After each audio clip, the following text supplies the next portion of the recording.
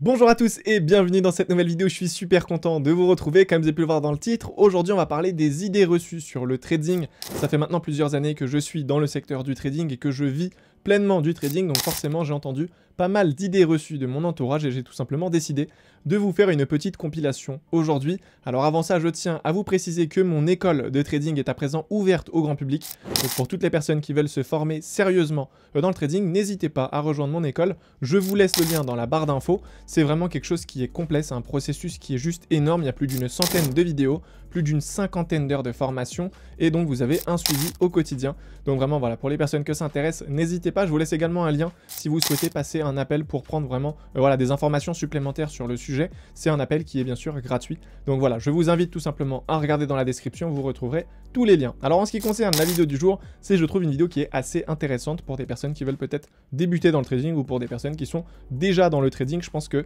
y a pas mal de points qui vont vous parler. Donc on va commencer avec le premier point qui est de loin le plus important et c'est celui qu'on entend le plus. C'est tout simplement avoir un gros capital. Donc pour faire du trading, il faut avoir un gros capital. Ça, je vais être honnête avec vous, c'est quelque chose que j'ai jamais compris. Parce que c'est exactement le même principe dans tous les secteurs. Si aujourd'hui tu es dans l'immobilier et que tu veux faire un investissement, tu as besoin d'un gros capital. Et c'est pareil si tu es dans le trading, mais que comme objectif, je sais pas, tu fixes 500 $ à la fin du mois, ou 500 € à la fin du mois, parce que tu as déjà un travail à côté, c'est juste un complément de salaire. Bah t'as pas forcément d'un gros capital pour faire 500 €. Alors après oui, si tu veux réaliser, je sais pas moi, un profit de 5000 $, alors forcément il te faut quand même un gros capital. C'est comme si tu étais dans l'immobilier, tu as 5000 € et tu veux acheter un appartement à 50 000 $, ou 50 000 €. Bah forcément tu pourras pas. Donc le principe est exactement le même, c'est pour ça que je comprends pas. Et dans l'immobilier, ils vont te dire oui, bah c'est pas grave, tu peux quand même contracter un crédit et acheter cet appartement. Eh bien dans le trading, c'est exactement le même principe. Tu peux passer par une propre firme, être financé à 50 000 $ ou 100 000 $ et faire du coup ta plus-value et réaliser potentiellement les 5 000 € de profit. Donc c'est exactement le même principe. Donc oui, tu as besoin d'un gros capital, mais ça s'applique uniquement si tu veux réaliser de gros gains. Si tu veux pas faire de gros gains, t'es pas obligé d'avoir un gros capital. Et c'est exactement le même principe dans tous les secteurs. Si tu veux faire un investissement, tu es obligé de mettre beaucoup d'argent pour en avoir beaucoup en retour. Donc c'est pour ça que je ne comprends pas trop. Alors c'est pour moi une idée reçue. T'es pas obligé d'avoir un gros capital. La preuve en est, si tu passes par une propre firme, un capital à 100 000 $, ça coûte 500 €.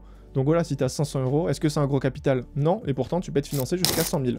Après, je suis d'accord avec vous, il faut être bon dans le trading, mais aujourd'hui on parle voilà, du trading en tant que métier, de quelqu'un qui est rentable depuis des années, qui a une stratégie, etc. etc. Donc le premier point, c'était celui-ci.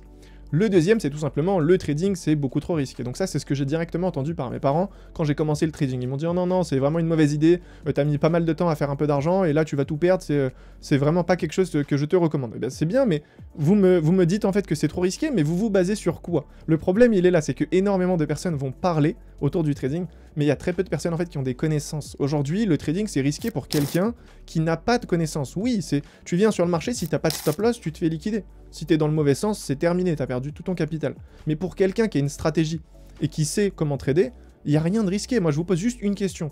Aujourd'hui, je prends des positions, je risque 0,5% de mon capital. Est-ce que c'est risqué? Si j'ai 100 000 €, je vais risquer 500 €. Donc pour 100 000 €, est-ce que perdre 500 €, c'est risqué? Très honnêtement. Je pense qu'il y a plus de personnes qui prennent plus de risques que ça dans d'autres métiers. Donc encore une fois, oui, ça peut être risqué, mais pour les personnes qui n'ont pas de connaissances. Et encore une fois, c'est la même chose. Si tu sautes d'un avion ou je ne sais quoi et que tu n'as pas de parachute, c'est risqué. Mais pour quelqu'un qui saute d'un avion avec un parachute, est-ce que c'est réellement risqué? Bah non, il va te dire que le taux, je sais pas moi, d'accident est peut-être que seulement de 0,01%. Voilà, c'est comme monter dans un avion. Le taux d'accident d'un avion est beaucoup plus faible qu'un accident dans une voiture. Et si tu poses la question à quelqu'un, il va te dire oh non, non, l'avion c'est quand même beaucoup plus risqué, on sait jamais, si ça tombe, t'es mort. Bah, c'est super, mais c'est exactement le même principe. Donc le trading, est-ce que c'est risqué? Non, le trading c'est pas risqué pour quelqu'un qui a des connaissances et quelqu'un qui sait trader. Parce qu'il sait par avance en fait l'argent qu'il est prêt à perdre et l'argent qu'il est prêt à gagner, bien sûr. Donc partant de ce principe-là, si en amont tu es déjà au courant de combien tu peux perdre, pour moi il n'y a pas de risque. Et en tout cas, s'il y a un risque, c'est que tu as pris en considération qu'il y avait ce risque et ça te dérange pas. Partant de ce principe-là, je ne vois pas du tout où est le problème et je vois pas où est le risque. Ensuite, on a tout simplement, voilà, ça c'est l'idée qui revient le plus. Quand t'es trader, eh ben, t'es tout simplement un geek. Alors c'est pas quelque chose de mauvais, hein, être un geek, mais c'est juste que c'est pas vrai. Un trader, c'est pas quelqu'un qui est toute la journée sur un ordinateur. Il y a des personnes qui ne font vraiment pas bien la distinction entre des traders qui sont en période d'apprentissage et de réels traders. Une personne qui est en train d'apprendre le trading va forcément passer beaucoup de temps sur les graphiques, sur les marchés, sur son ordinateur de manière générale. Parce qu'il est en train de travailler, il est en train d'apprendre quelque chose. Donc forcément, il va passer du temps. Mais pour quelqu'un qui est déjà dans le trading depuis des années, qui a sa stratégie, qui vit du trading, très honnêtement, il n'est pas du tout sur l'ordinateur toute la journée. Et c'est d'ailleurs quelque chose que je ne vous recommande pas du tout. Moi, personnellement, ça fait des années que je vis du trading, et pour être honnête avec vous, par jour, je ne passe que 1 heure sur les marchés. Donc pendant 1 heure, je suis sur mon ordinateur, le reste du temps, je fais quelque chose d'autre.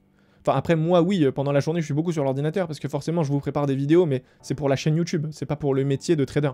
Sinon, en tant que trader, en tant que tel, je ne passe que 1 heure sur l'ordinateur sur ma journée. Donc encore une fois, je vous repose la question, est-ce que passer 1 heure sur un ordinateur, ça fait de moi quelqu'un qui est toute la journée sur un ordinateur? Non. Et pourtant, je suis sur du scalping. Donc quelqu'un qui est potentiellement sur du swing trading ou du day trading passera encore moins de temps.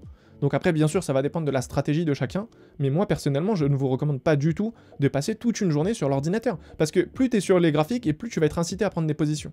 Donc c'est quelque chose de mauvais, comme vous le savez. Moins tu prends de position, et moins tu es exposé au risque. Donc mieux c'est. Donc forcément, partant de ce principe-là, un vrai trader le sait, il va passer le moins de temps possible sur les graphiques. Il a les horaires précis, il a sa stratégie. Quand il arrive sur le marché, il sait exactement ce qu'il veut et ce qu'il attend. Et en fonction de ça, il va prendre position ou tout simplement sortir du marché et passer du coup à la prochaine journée.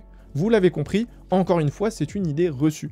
Des personnes qui sont en période d'apprentissage vont passer beaucoup de temps, mais des personnes qui vivent réellement du trading, eh bien, ne vont pas passer beaucoup de temps sur les ordinateurs. Vous l'avez compris. Ensuite, il y a le fait que le trading est beaucoup trop compliqué. Alors ça, c'est une idée reçue. Alors oui, ça peut paraître compliqué, mais très honnêtement, pour toutes les personnes qui nous disent que le trading est compliqué, est-ce que réellement ils ont voulu apprendre le trading? Moi, je vous ai fait 1 heure de formation. D'ailleurs, c'est gratuit, c'est dans la description. Cliquez sur le premier lien. Je vous apprends à lire le graphique et à comprendre le graphique. Donc, je peux vous garantir qu'en moins de 1 heure, vous êtes apte à comprendre ce qui se passe sur les graphiques. Genre, vous pouvez lire le marché, comprendre un petit peu les bougies, si c'est en hausse, si c'est en baisse, etc.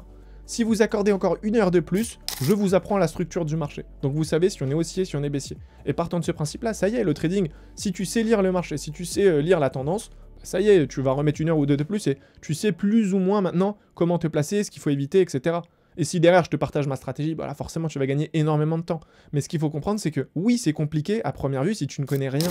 Mais encore une fois, c'est comme tout. Avec du travail, de la persévérance, tu apprends. Il n'y a rien de compliqué dans le trading. C'est quelque chose qui peut faire peur parce que forcément, c'est des graphiques, c'est des bougies, c'est pas forcément très parlant. Donc ça peut effrayer, mais en tout cas, c'est pas quelque chose qui est compliqué. Si tu te donnes le temps d'apprendre, c'est vraiment pas compliqué, sincèrement. Aujourd'hui, moi, quand j'ouvre un graphique, je le lis comme si c'était un livre. C'est comme si vraiment c'était écrit, j'étais en train de lire. Je vais lire les manipulations, je vais lire la liquidité, je vais lire les mouvements. C'est de la lecture. C'est pas si compliqué que ça. Alors oui, j'ai passé beaucoup de temps, mais est-ce que de là, on peut dire que c'est compliqué? Non, franchement, je trouve que apprendre l'anglais, c'est plus compliqué qu'apprendre le trading. Voilà, moi je vous dis ça, je dis rien. Moi, c'est vraiment l'état d'esprit que j'ai. Et enfin, on va terminer donc avec le dernier point qui concerne tout simplement le trading, c'est associé aux mathématiques. Moi, c'est vraiment le truc qui revenait le plus. Surtout mes parents qui m'ont dit « Mais je comprends pas, t'es dans le trading alors que tu détestes les maths. » Oui, mais ça n'a rien à voir. Je ne comprends pas comment les gens arrivent à faire le lien entre les mathématiques et le trading. Alors oui, c'est une question de probabilité, oui, voilà, faut faire des calculs de pourcentage, voir le profit, le RR, etc.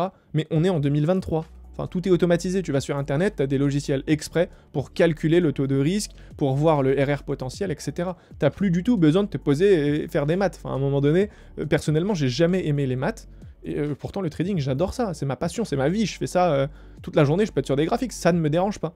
Mais parce que ça n'a rien à voir avec les mathématiques. T'es pas en train de poser un théorème de Thalès ou théorème de Pythagore. Vous m'avez compris. À un moment donné, lire les graphiques, c'est vraiment quelque chose qui n'a rien à voir. Je pense qu'on peut le comparer à rien d'autre. C'est vraiment quelque chose qui est unique et c'est quelque chose de très différent. Donc c'est soit on n'aime pas, encore une fois. Mais c'est pas parce qu'on n'aime pas qu'on va dire que c'est quelque chose qui est compliqué, quelque chose qui est risqué, etc. Vous l'avez compris.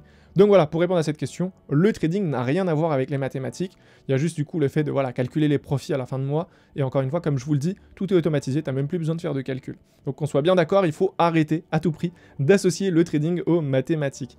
Donc voilà, pour toutes les personnes qui veulent se former sur le trading et apprendre correctement vraiment à lire le graphique, à être rentable sur les marchés, etc. Je vous invite à rejoindre mon école de trading, le lien est dans la description. Je serai ravi de vous accompagner vraiment au quotidien et de vous faire découvrir donc ce métier. Sachez que mon école est vraiment destinée aux débutants, donc aux personnes qui n'ont aucune connaissance, aux traders qui sont plus avancés bien sûr. Donc voilà, je pense que j'ai pu faire le tour du sujet. N'hésitez pas à me dire dans l'espace commentaire ce que vous en pensez. Quant à moi, je vous dis à très vite dans une nouvelle vidéo. Prenez soin de vous. Ciao.